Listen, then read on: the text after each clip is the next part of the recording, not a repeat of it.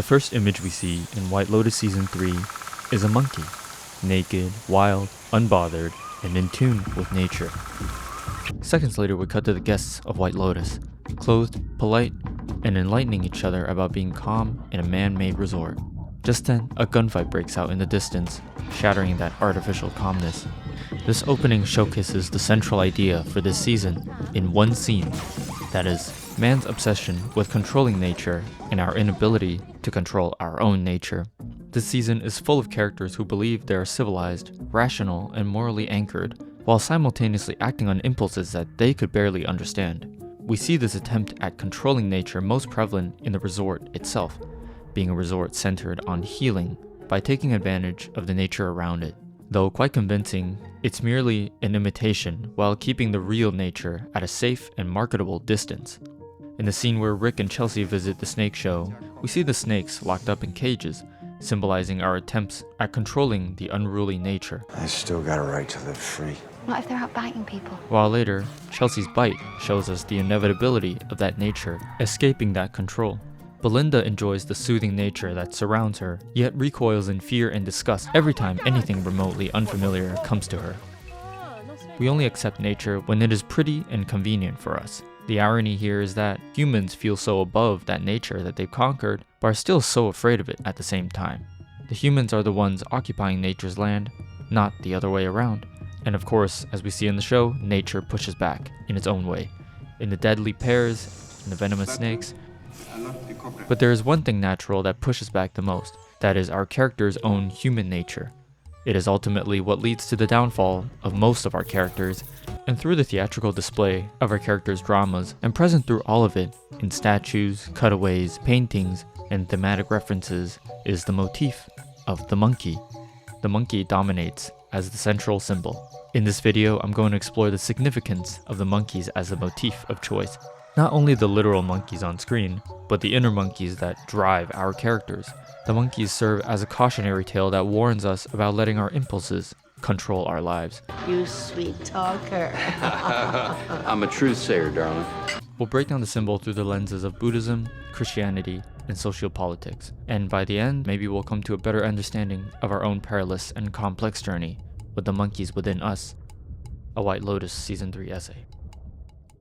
Before we continue, I wanted to thank all of you guys who have liked and subscribed. We have 1,000 subscribers now, almost 1,200 now. It's such an exciting milestone. Thank you guys so much for your support. It motivates me to make better videos every day.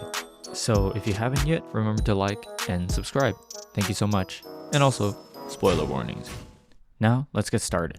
A little context. This season brings the classes closer together more than the previous seasons do. While earlier seasons focused on spectating the rich, allowing us to gawk at the rich people problems, Season 3 merges the wealthy, working class, and the Thai locals together. Rich characters fall into poverty, and poor characters ascend into new tax brackets. These ups and downs highlight the boundaries we use to separate ourselves from others, like class status, religious beliefs, and especially the idea of morality. But we do get a sense that much of these criteria we use to judge people are self-conflicting and might just be facades we've created to rebrand the violence that we thought we've evolved from. Maybe we're still just a bunch of primates competing in a new jungle, no more civilized than the monkeys. Different meanings of monkey. Monkeys are quite prevalent in Thailand and have integrated themselves with the Thai people for thousands of years, having had quite a strong influence on their culture and the stories they tell. Symbolically, monkeys can be quite complex in Thailand. In their primary religion, Buddhism, concepts such as the monkey of the mind, or monkey mind, describes the state of restlessness, greed, and lack of control in one's direction and thoughts. But also adding to influences from Hinduism, in Hindu mythology, monkeys have roots in Hanuman, the monkey demigod, who represents loyalty, bravery, and devotion. This layered meaning, however, only exists for the locals and not to the guests. To the guests, the monkeys simply represent another fun wild animal that adds to the resort's spectacle. In context for this season, Buddhism's monkey mind applies most to our characters. We see them battle internally with urges that stem from their lack of control. Their monkey minds manifest in actions that are usually self-serving and leads to pain for themselves and others, even if they don't see it at first. Things like greed. And I only made $10 million out of your stupid fucking scheme? anger, And I never got to meet him because you're a fucking piece of shit. Whoa. Shut the fuck up. moral corruption, selfishness, We know about Valentine. and affinity for violence. But all of it connects through the common thread of desire. Some characters are just starting to listen to the desire of their monkey, while others are deep into the consequences of following that monkey of theirs for years.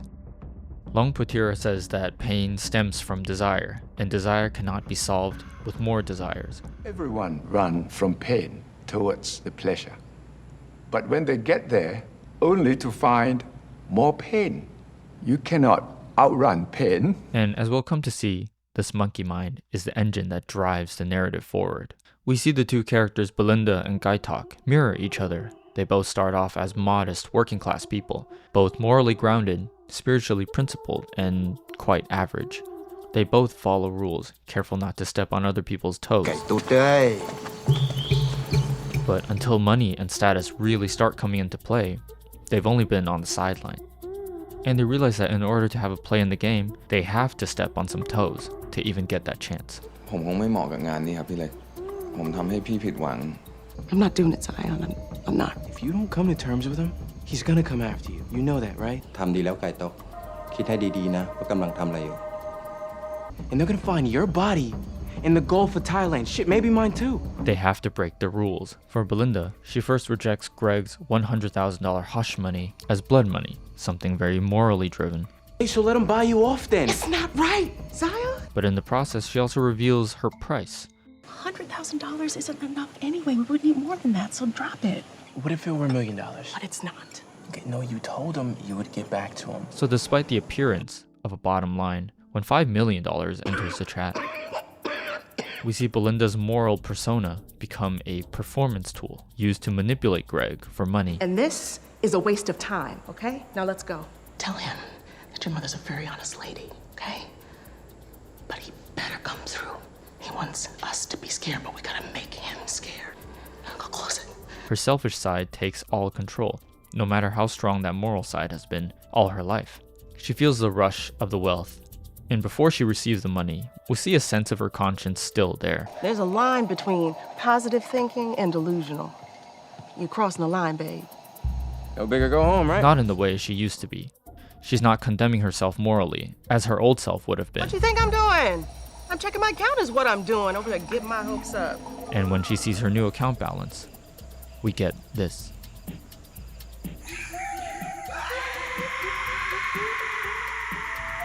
She proves to herself and us that she can buy her way into the rich life at the price of her morality. Gaitok's battle is more of a spiritual battle. He embodies Buddhism's nonviolent beliefs. Buddhist scripture condemns violence in every form.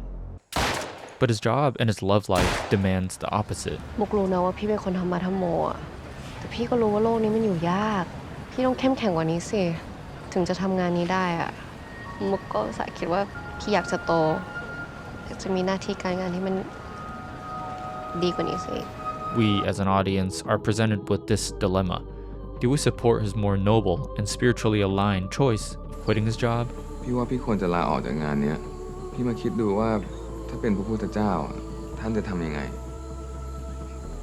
พี่ไม่อยากทำร้ายใคร Or are we rooting for him to go against his beliefs in order to advance in the social order? I can only speak for myself.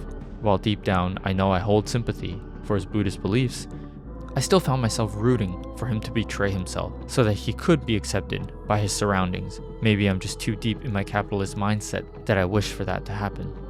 All the while, a glaring monkey symbol stares back at us. Embroidered onto Mook's uniform is a monkey, judging him, and frankly the audience too, for hoping for him to change. When Gaitok finally pulls the trigger, we see the look of defeat and betrayal on his face. To Gaitok, the material forces of the world outweighed the strength he had from his years of belief. His monkey mind grew louder. แล้วพอถึงเวลาจริงๆอะ พี่ก็รู้ว่าโลกนี้มันอยู่ยากเพราะมันเป็นเรื่องธรรมชาติ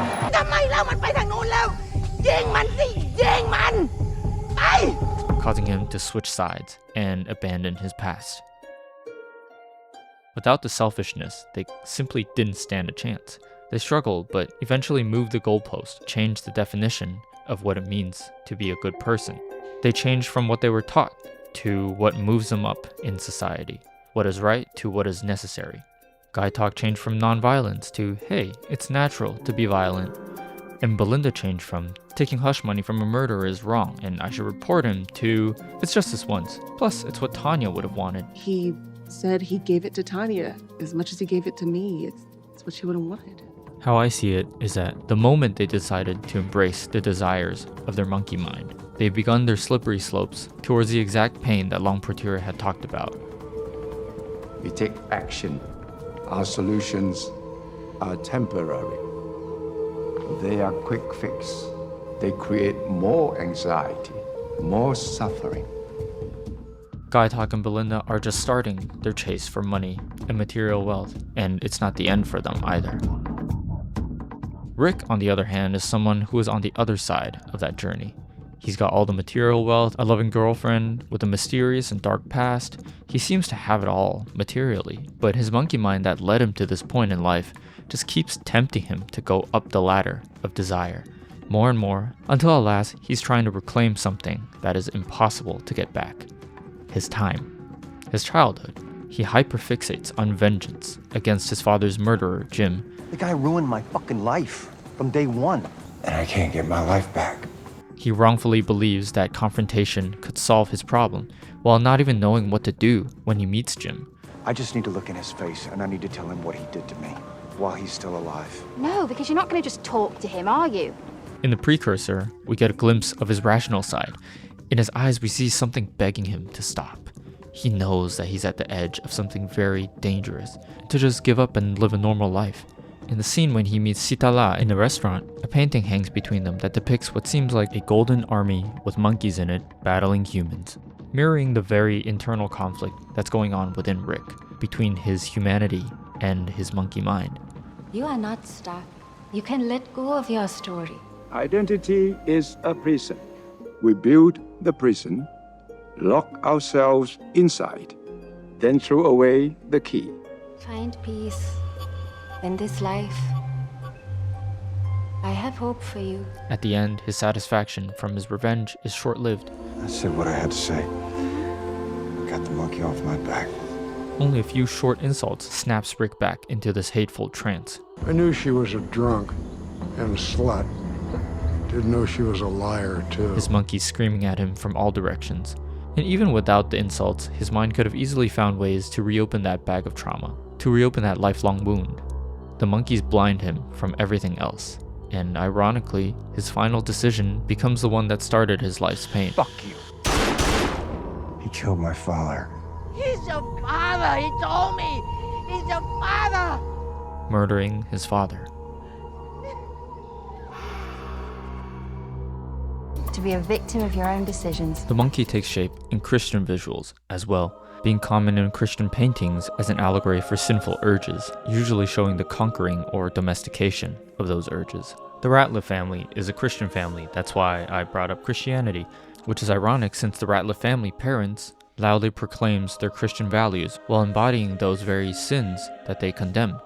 Similar to Belinda, whose virtues are only used situationally when it benefits them. It's not like y'all ever raised us to be big Christians. We're from an entirely different world. Okay, well, you call yourself a Christian, but you weren't born in Bethlehem. Well, everyone I know is a Christian. My parents were Christians. Your parents are Christians. Each of the family members embodies at least one of the 7 deadly sins. Tim Ratliff's greed is what sets his family's collapse into motion. Remember that? I didn't want to do it.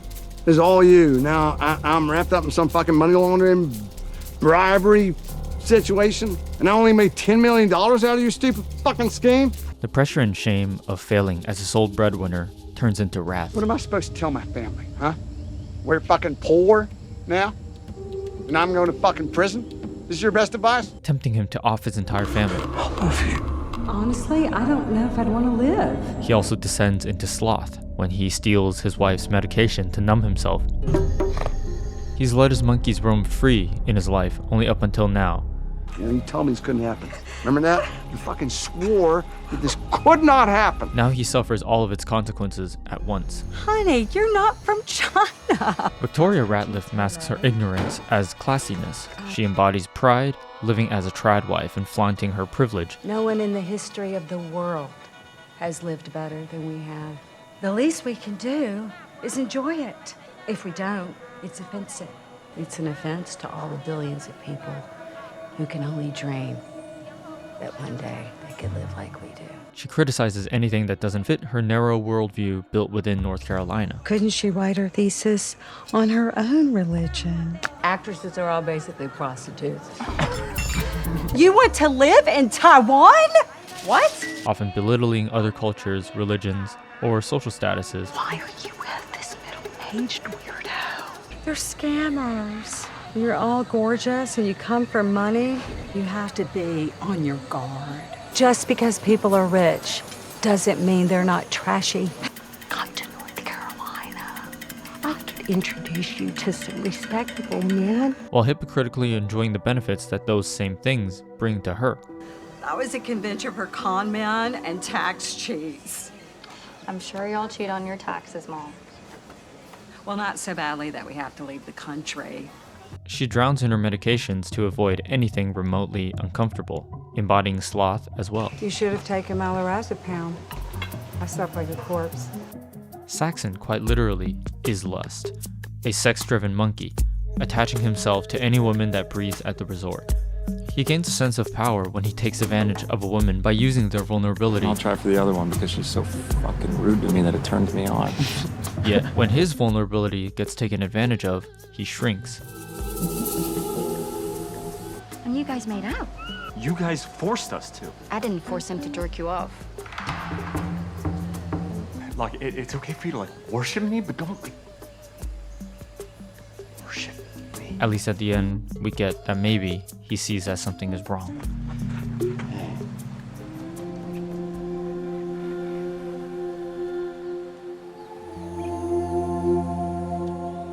Piper envies a life she doesn't have, a life idealized in her literature and contradicted through her own lavish lifestyle. Outside, she puts on this noble face that she is higher than her family.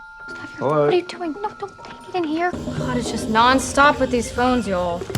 But in reality, she just wants to be different and assert her own dominance. End up with a completely different set of values. Yeah, that's kind of the idea. She uses her obsession with Buddhism merely as an aesthetic to differentiate herself.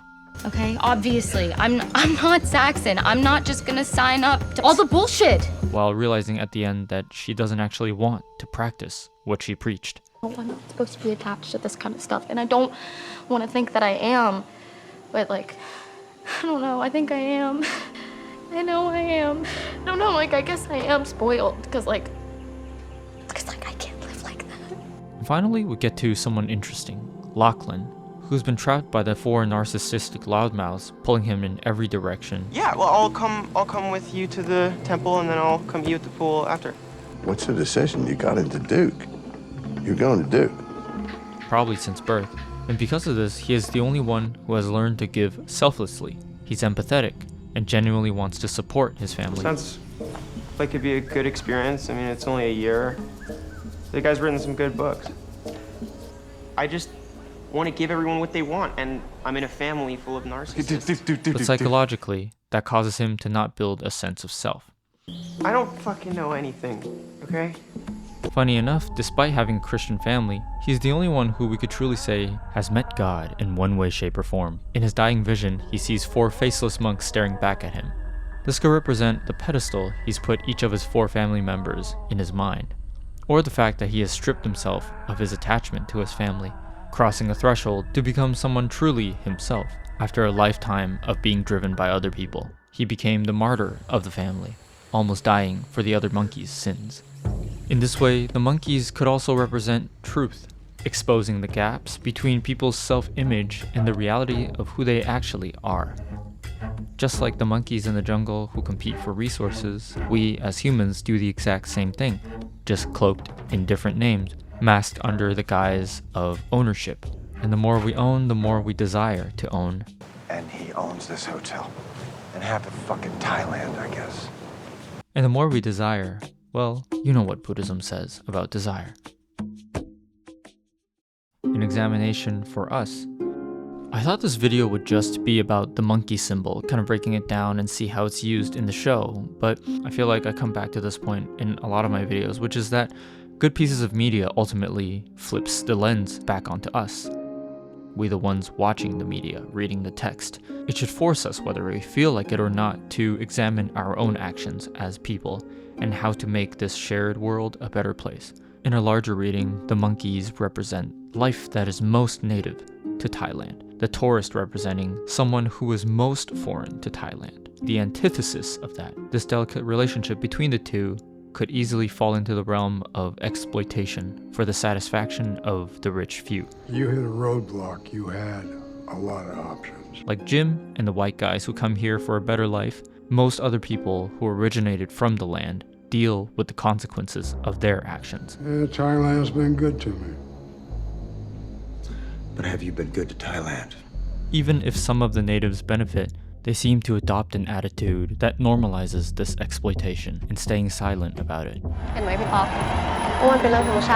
This dynamic, symbolized through the monkeys and the humans, and physicalized through Sitala and Jim's relationship, knowing Jim basically owns half of Thailand through his conquest as a foreigner, there are allusions to the amount of pain he's caused for the locals. And if somebody got in your way, made your life difficult. Lots of ways to take care of that. And sure, now people do enjoy what he's built, but most of those who enjoy it come from elsewhere. And those people also only want to advance their selfish needs while mooching off the gifts of the land. So I guess the truths that the monkeys hold might be ugly truths that we ourselves don't want to face, like the characters. One of those truths is tourism's parasitic relationship to the land that it's built on. We hear nothing, we see nothing, and we say nothing about the ugly pasts and the people it displaces, things that it destroys. And we blindly, ignorantly enjoy the few days we are there, leaving without adding any value to the original place, only taking from it. And so the monkeys keep sitting in their trees, staring back at us, judging us, hoping that one day the guests come to actually understand themselves and their nature, and maybe see that there could be other, better ways to enjoy the land. Thanks for watching this breakdown of White Lotus Season 3. If you made it this far, I hope you've enjoyed it enough to consider liking and subscribing. This video did take a long time to come out because I've been doing this in between work and all that mess. I really thought this season, even if it was slower, it still created a very beautiful, very interesting story. I can't wait for Season 4 to come out, but I will for sure be back. Thank you so much for watching. Have a great day. Bye-bye. Happy New Year. Yay!